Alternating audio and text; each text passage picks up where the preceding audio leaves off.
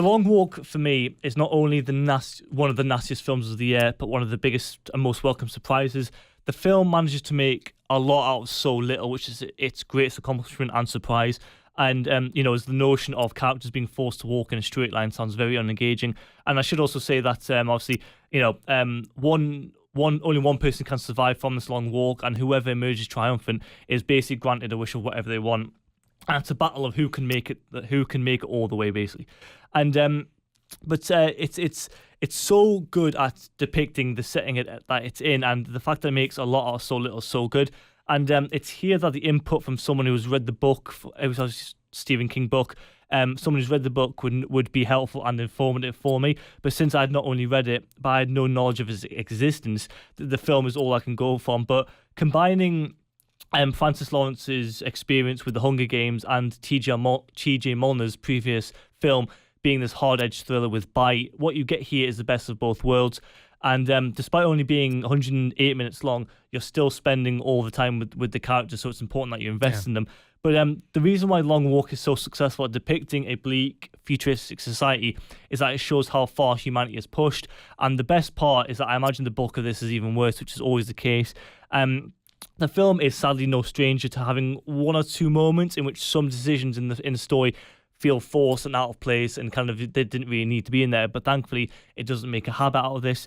It's a very emotional film that had far more character development than I thought it would have. And by the end, I was completely invested in everyone in the story.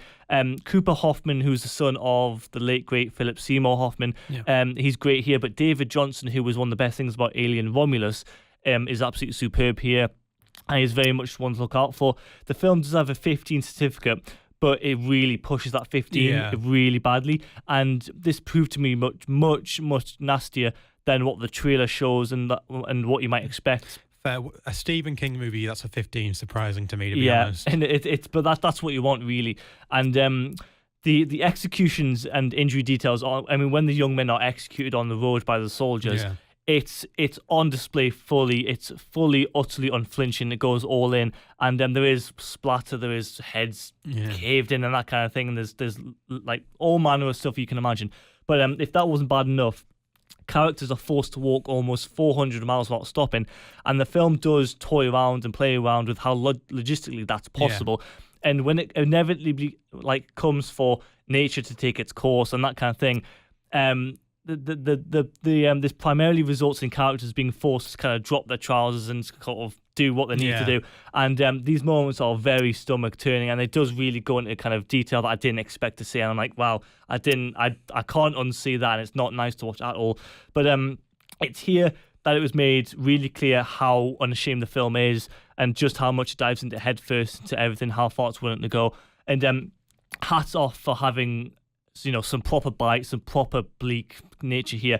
But as far as unforgiving dystopias go, this is right up there for me. And it's a 4-star film for me. I was really impressed by this, and it was really nasty stuff from Stephen King as well.